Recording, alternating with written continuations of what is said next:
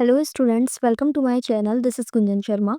आज की इस वीडियो के अंदर मैं सेकंड ग्रेड की तैयारी करने वाले सभी स्टूडेंट्स के लिए जो कि मैथ सब्जेक्ट से अपनी सेकंड ग्रेड की तैयारी कर रहे हैं, उनके लिए मैथ वाले पेपर के अंदर जो 40 नंबर का आपका टीचिंग मेथड है शिक्षण विद्या वाला, उसके कंप्लीट हैंड रिटन नोट्स लेकर आई हूँ।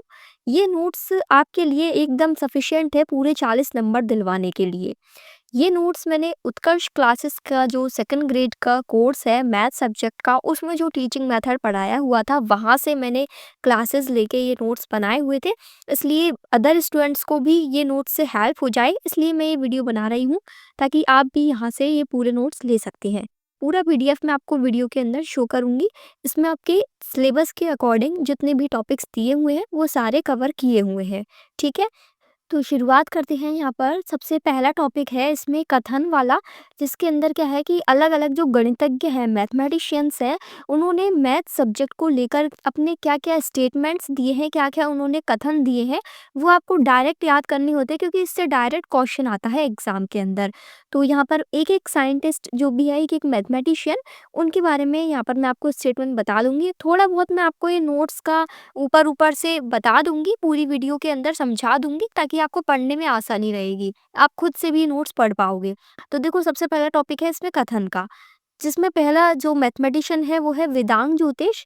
इन्होंने कहा है कि सांप के सिर पर मणि, मोर के सिर पर मुकुट, वैसे ही विज्ञान में गणित श्रेष्ठ होती है। तो यहाँ पर जैसे आपको पूरा स्टेटमेंट या पूरा कथन याद करने की जरूरत नहीं है, आपको सिर्फ ये जो यहाँ पर साइड में वर्ड्स लिखे हुए हैं ना, जैसे इसमें लिखा हुआ है सांप और मणि, तो यदि सांप और मणि आ गया तो ये वाला कथन किसका है? वेदांग ज्योतिष का।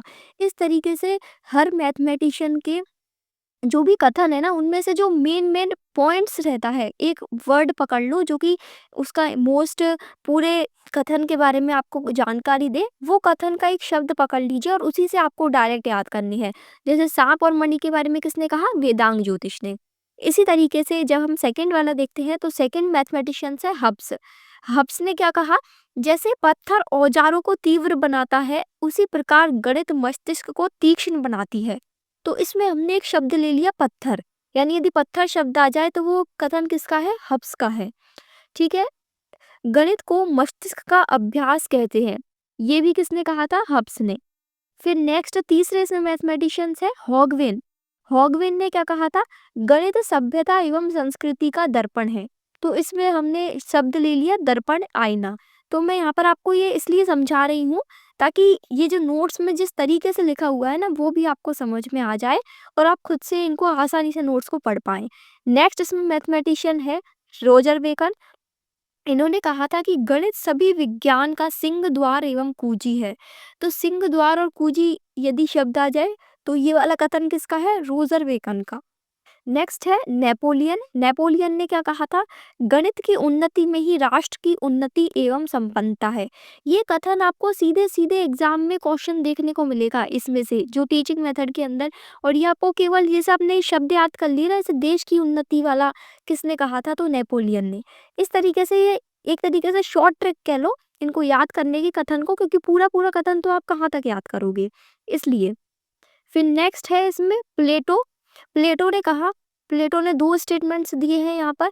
गणित सुसुप्त चेतना को जागृत बनाती है एवं मानसिक शक्तियों को प्रशिक्षित करती है। दूसरा स्टेटमेंट इन्होंने दिया, अपने विद्यालय की दीवारों पर लिखवाया, जो विद्यार्थी ज्योमेट्री नहीं जानते उसे मेरे विद्यालय में प्रवेश नहीं है। तो ज्योमेट्री के बारे में किसने कहा था? प्लेटो ने। दूसरा इन्होंने किसके बारे में कहा था कि मैथ क्या है? अपनी चेतना की जागृति है। तो चेतना को जागृत करने वाली जो सब्जेक्ट है वो है मैथ। ये दो कथन है प्लेटो के। नेक्स्ट इसमें जो मैथमेटिशियन है वो है बेंजामिन पियर्स। इन्होंने क्या कहा? निष्कर्ष में मदद, यानी गणित निष्कर्ष तक पहुंचाने में मदद करती है। तो निष्कर्ष में मदद यदि इस तरीके का वर्ड आ जाए तो ये बेंजामिन पियर्स का है। अगला साइंटिस्ट है, अगले मैथमेटिशियन जॉन लॉक।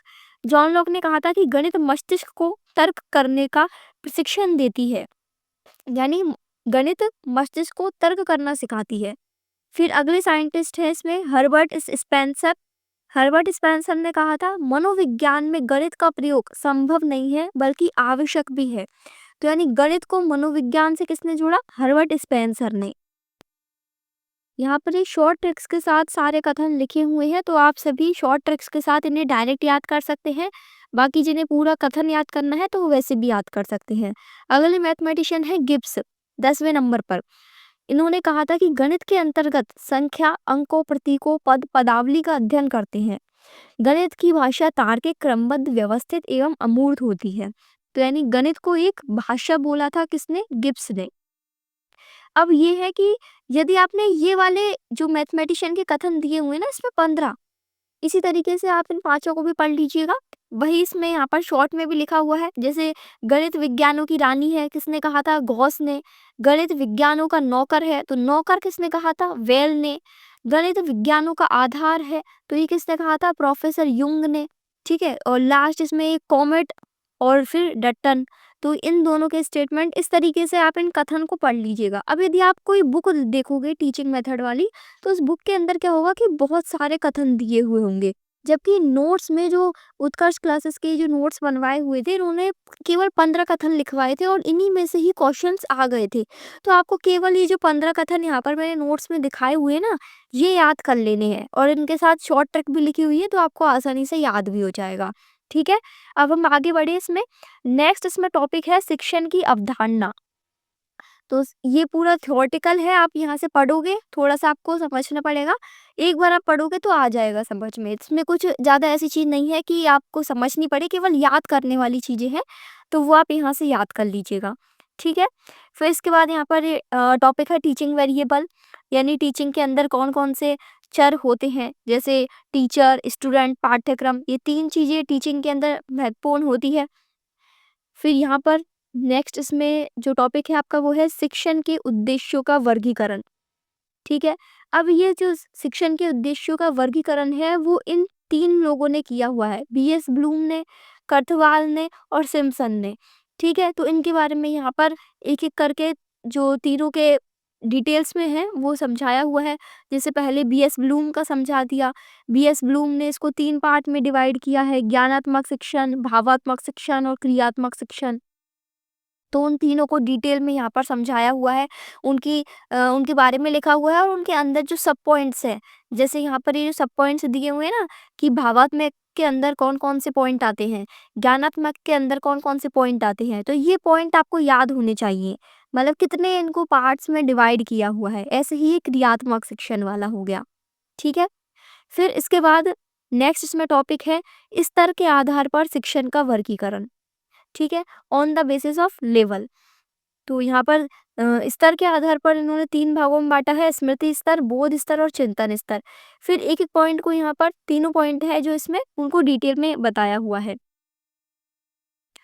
यहाँ पर मैं आपको केवल मोटा-मोटा समझा रही हूँ कि कौन-कौन से टॉपिक्स हैं, किस तरीके से आपको पढ़ना है, ताकि ये नोट्स जब मैं आप लोगों के साथ शेयर करूँ ना, जब आप इसका पीडीएफ डाउनलोड करो, तो आपको चीज़ें पता रहे कि कौन से टॉपिक्स हैं और कैसे पढ़ना है, कौन से सब टॉपिक्स हैं। बाकी पूरी चीज़ इसमें बहुत ही अच्छे से वेल रिटन तरीके से समझाई हुई है नोट्स के अंदर। ठीक है? नेक्स्ट इसमें टॉपिक आ गया शिक्षण में समस्या। तो शिक्षण के अंदर क्या-क्या समस्याएँ रहती है, तो इसमें पहला टॉपिक है इसके अंदर शिक्षक की समस्या, यानी टीचर को क्या-क्या प्रॉब्लम आती है, तो वो सारे पॉइंट्स लिखे हुए हैं। फिर नेक्स्ट इसमें टॉपिक आ गया कि शिक्षार्थी संबंधी समस्या, यानी स्टूडेंट को क्या-क्या प्रॉब्लम आती है। और तीसरा हो गया पाठ्यक्रम संबंधी समस्या। 3 ही तो पॉइंट्स रहते हैं, टीचर, स्टूडेंट और जो अपना कंटेंट होता है, कुरिकुलम रहता है उसकी। तो ये तीनों की समस्या के बारे में यहाँ पर पॉइंट बता दिए। ठीक है? तो ये जो आपका टॉपिक था शिक्षण की अवधारणा और शिक्षण के अंदर क्या-क्या समस्याएँ आती हैं, वो पूरे यहीं पर खत्म हुए। नेक्स्ट अब इसमें स्टार्ट हो गए शिक्षण विधियाँ। शिक्षण विधियाँ को लेकर किस-किस ने क्या-क्या कथन दिए हैं, जो भी मैथमेटिशियंस रहे हैं, तो वो यहाँ पर इन्होंने पूरे बताए हुए हैं। जैसे पहले मैथमेटिशियंस हैं वॉइनिंग एवं बाइनिंग, दूसरे हैं एस कोचर, तीसरे हैं किलपैट्रिक, चौथे हैं वोल्टेसर, पाँचवें हैं रूसो। तो इस तरीके से आपको इनके कथन याद करने हैं। जो शिक्षण विधियों को लेकर इन्होंने कथन कहे हैं, वो है ये। पहले जो हमने कथन देखे थे नोट्स के स्टार्टिंग में, वो थे कि गणित को लेकर क्या जो कथन दिए हुए हैं मैथमेटिशियंस के द्वारा, वो थे। ठीक है, अब यहाँ पर शिक्षण विधियों के प्रकार शुरू हो गए हैं। शिक्षण विधियों के प्रकार, 2 तरह की शिक्षण विधियाँ होती है, एक तो होती है मनोवैज्ञानिक, दूसरी होती है अमनोवैज्ञानिक। अब इसमें भी जो अलग-अलग दोनों इसके पॉइंट्स है ना कि मनोवैज्ञानिक के अंदर तो ये सारी आपकी विधियाँ आती है और अमनोवैज्ञानिक के अंदर ये सारी विधियाँ आती है। तो ये जितनी भी विधियाँ लिखी हुई है, एक-एक को आपको डिटेल में पढ़ना पड़ेगा, डिटेल में समझना पड़ेगा। तो वो पूरी चीज़ें एक-एक करके यहाँ पर बताई हुई है। तो सबसे पहले आ गई इसमें प्रायोजना विधि यानी प्रोजेक्टिव मेथड। तो प्रोजेक्टिव मेथड के अंदर क्या-क्या चीज़ें रहती है, वो पूरी चीज़ें थ्योरी में लिखी हुई है, यहाँ से आप पढ़ लीजिएगा। ठीक है? अब वो प्रायोजना विधि के बारे में ऊपर हो गया। फिर प्रायोजना विधि के सोपान, चरण, अंश यानी इसके भी और कितने सोपान हैं, कितने इसके अंदर पॉइंट्स हैं, वो सारी चीज़ें हैं। प्रायोजना विधि के प्रकार, प्रायोजना विधि के सिद्धांत, प्रायोजना विधि के गुण, इसके अवगुण, तो वो सारे पॉइंट्स इसमें लिखे हुए हैं। फिर नेक्स्ट इसमें मेथड आ गया आपका आगमन विधि, इंडक्टिव मेथड। तो इंडक्टिव मेथड के जो भी गुण हैं, अवगुण हैं, इसके जितने भी पॉइंट्स हैं, वो सारे आपको यहाँ से पढ़ लेने हैं। फिर नेक्स्ट तीसरा मेथड है इसमें निगमन विधि। ये सारे बिल्कुल ईज़ी हैं, जो इसमें मतलब कुछ ऐसी चीज़ें नहीं है कि जो आपको समझनी पड़े, केवल आप पढ़ोगे तो आपको समझ में आ जाएगा। और फिर भी यदि जैसे आपको कुछ इसमें पॉइंट समझने हो, टॉपिक समझना हो कोई-सा भी, तो फिर आप यूट्यूब पे पर्टिकुलर टॉपिक को डाल के उसे समझ सकते हैं। फिर इसमें नेक्स्ट मेथड है पाठ्य पुस्तक विधि। पाठ्य पुस्तक विधि के अंदर जैसे स्टूडेंट्स को बुक्स के ज़रिए ही पढ़ाया जाता है, तो इसमें गुण, अवगुण जो भी हैं, वो सारी चीज़ें लिखी हुई है। अगली विधि है इसमें विश्लेषण विधि। तो जितनी भी विधियाँ हैं, मनोवैज्ञानिक और अमनोवैज्ञानिक दोनों तरह की विधियाँ आपको पूरी डिटेल में इन नोट्स के अंदर दी हुई है। ये नोट्स के बाद आपको कोई भी बुक पढ़ने की ज़रूरत नहीं पड़ेगी अलग से। नेक्स्ट इसमें मेथड है ह्यूरिस्टिक मेथड। ह्यूरिस्टिक मेथड होता है अनुसंधान विधि यानी खोज विधि। इसमें बच्चा मतलब खोज करके खुद से डिस्कवर करके सीखता है। ठीक है? फिर इसके अंदर एक पॉइंट है ये अन्वेषण, अनुसंधान, उपागम। इनके भी कुछ ये जो इसमें सब पॉइंट्स लिखे हुए हैं ना, जितने भी पॉइंट्स लिखे हुए हैं, उन पॉइंट्स के अंदर से भी क्वेश्चन बनते हैं, तो सारे पॉइंट्स आप अच्छे से पढ़ लीजिएगा। फिर नेक्स्ट इसमें मेथड है प्रयोगशाला विधि। इससे बच्चा एक्सपेरिमेंट करके सीखता है। यहाँ से आपका नेक्स्ट टॉपिक स्टार्ट हो गया जो कि आपके सिलेबस में दिया हुआ है मूल्यांकन। ठीक है? तो मूल्यांकन के बारे में पूरा डिटेल में समझाया हुआ है। ये वो नोट्स है जो डायरेक्ट मतलब कोचिंग के एक तरीके से हैंड रिटन नोट्स, जो उसमें आपको पूरा कंटेंट मिल जाएगा, कुछ भी कोई भी टॉपिक ऐसा नहीं होगा इसमें जो कि छोड़ दिया हो। जो आपके 40 नंबर है, पूरे 40 नंबर इस पीडीएफ के अंदर से आपको मिल जाएँगे यदि आप इसे अच्छे से पढ़ लेते हैं। इस पीडीएफ का पूरा जो डाउनलोड लिंक है वो मैं डिस्क्रिप्शन बॉक्स के अंदर डाल दूँगी, तो वहाँ से आप पीडीएफ परचेज़ करके डाउनलोड कर सकते हैं। बाकी जिन्हें वीडियो के अंदर से देखना है तो वो यहाँ से पहले देख सकते हैं। पूरा वीडियो में आपको पीडीएफ में शो कर रही हूँ, तो यहाँ से आप पूरा देख सकते हैं कि आपको कौन-कौन से टॉपिक इन नोट्स के अंदर मिल रहे हैं, किस तरीके के नोट्स हैं। ठीक है? ये पूरा आपका मूल्यांकन वाला चैप्टर यहाँ से कंप्लीट हो चुका है। फिर नेक्स्ट इसमें है शिक्षण सहायक सामग्री, जो आपके टीचिंग मटेरियल है। तो टीचिंग मटेरियल को लेकर भी जो कि पढ़ाने के लिए हम यूज़ करते हैं ना अलग-अलग सामग्री, उनके बारे में भी जो गणितज्ञ हैं, मैथमेटिशियंस हैं, उन्होंने अलग-अलग कथन दिए हुए हैं। तो ये कथन आपको यहाँ से याद करने हैं। इसमें ज़्यादा नहीं है कथन, जैसे 4 तो यहाँ पर ये दिए हुए हैं। ये चारों के कथन आपको याद कर लेने हैं। फिर इनके क्या-क्या महत्व है, कितने प्रकार है, तो देखो ये वाले पॉइंट्स आप ज़रूर याद कर लेना। ये जो सामग्रियाँ हैं ना कि कितने प्रकार की होती है, तो इसमें जैसे दृश्य सामग्री, तो दृश्य सामग्री के अंदर कौन-कौन सी सामग्री आती है, मतलब कौन-कौन से टीचिंग मटेरियल है, ये पूरे नेम आपको पता होने चाहिए। वहाँ पर एग्ज़ाम के अंदर क्वेश्चन आता है, कोई भी एक नेम आपको यहाँ से दे देगा और पूछेगा कि ये किस तरह की सामग्री है, दृश्य सामग्री है, श्रव्य सामग्री है या श्रव्य दृश्य सामग्री है। तो ये नेम आपको याद होने चाहिए। जैसे यहाँ पर ये दृश्य सामग्री, फिर श्रव्य सामग्री, फिर श्रव्य दृश्य सामग्री। तो दृश्य सामग्री में तो वो हो गई जहाँ से आप सिर्फ़ और सिर्फ़ देख कर सीखते हैं। श्रव्य सामग्री में वो हो गई जहाँ से आप सुनकर सीखते हैं। और श्रव्य दृश्य हो गई जैसे टीवी, जिसमें आप सुनते भी हैं और देखते भी हैं।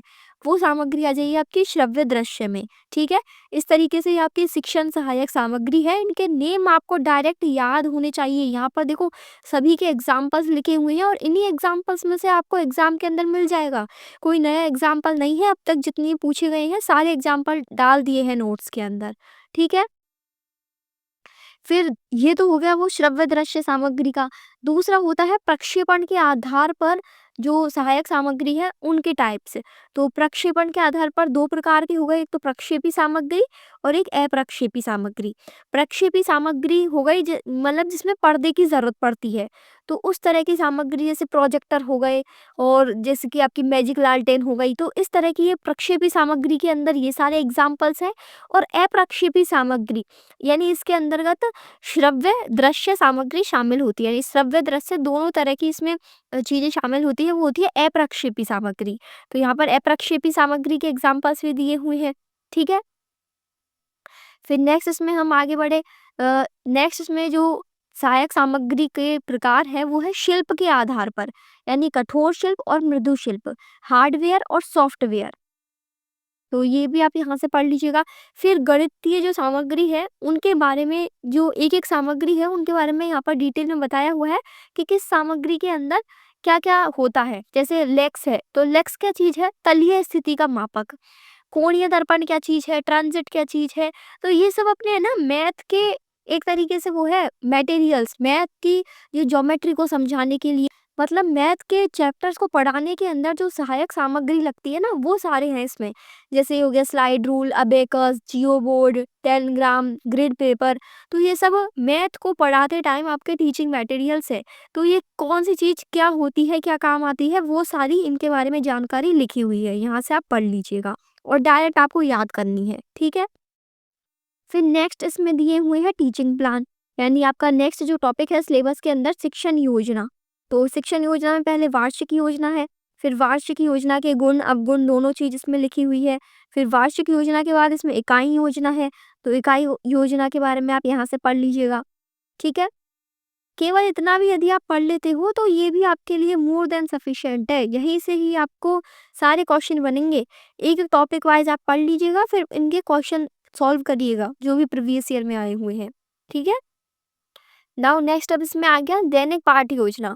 जो हमारी दैनिक पाठ्य योजना की विशेषता है, क्या क्या पॉइंट है, किस तरीके से क्या होता है, वो पूरी चीजें इसमें दी हुई है।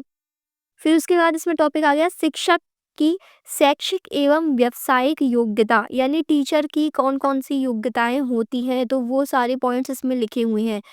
इन सभी पॉइंट्स में से जैसे कोई से भी आपको 4 पॉइंट दे देगा और उनमें से पूछेगा कि इनमें से कौन सा शिक्षक का गुण है, कौन सा नहीं है, तो इस तरीके से क्वेश्चन आएगा।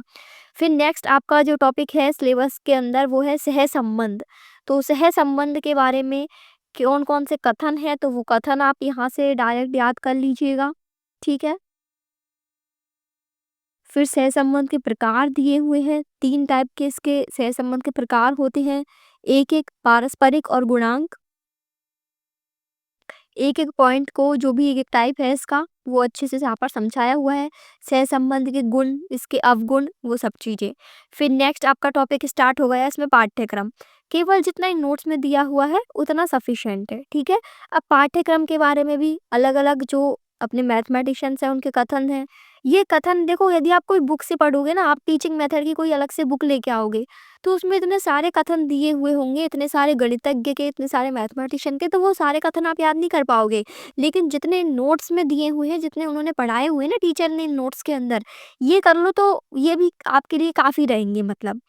ठीक है, नेक्स्ट टॉपिक है इसमें अभिक्रमित अनुदेशन, प्रोग्राम्ड इंस्ट्रक्शन। तो ये क्या होता है, इसकी डेफिनेशन लिखी हुई है, इसके क्या क्या पॉइंट्स हैं, इसके क्या सिद्धांत हैं, कितने प्रकार का होता है, वो सब चीज़ें हैं। ठीक है, यदि आपने एक बार यूट्यूब की क्लासेस से या फिर कहीं से भी चीज़ें पढ़ी हुई है, अब आपको केवल नोट्स चाहिए या कोई बुक ढूंढ रहे हो, तो सिर्फ और सिर्फ ये पीडीएफ डाउनलोड कर लो और इस पीडीएफ को पढ़ लो, यहाँ से आपको क्वेश्चन मिल जाएंगे। ये पूरा जो उत्कर्ष का कोर्स था ना सेकंड ग्रेड का मैथ्स का, उसमें जो टीचिंग मेथड की पूरी क्लासेस थी, उन क्लासेस को देखकर ही नोट्स बनाए हुए हैं एज इट इज़। ठीक है, लास्ट इसमें टॉपिक है पर्यवेक्षित अध्ययन। छोटा सा टॉपिक है, इसको यहाँ से पढ़ के आप कंप्लीट कर सकते हैं। यहीं पे आपका पूरा टीचिंग मेथड का जो ये पोर्शन है मैथमेटिक्स का 40 नंबर का कंप्लीट होता है। कोई भी आपका सवाल हो आप कमेंट सेक्शन में पूछ सकते हैं। इसका पीडीएफ लिंक आपको डिस्क्रिप्शन बॉक्स में मिल जाएगा और पीडीएफ जैसे ही आप वहाँ से परचेस करोगे तो वो आपकी ईमेल आईडी पर आएगा। तो पीडीएफ परचेस करने के बाद आप अपनी ईमेल आईडी चेक करिएगा, वहाँ पे आपको पीडीएफ मिल जाएगा। ठीक है, I hope this video is helpful for you. Please share this video to more students. Thank you for watching this video.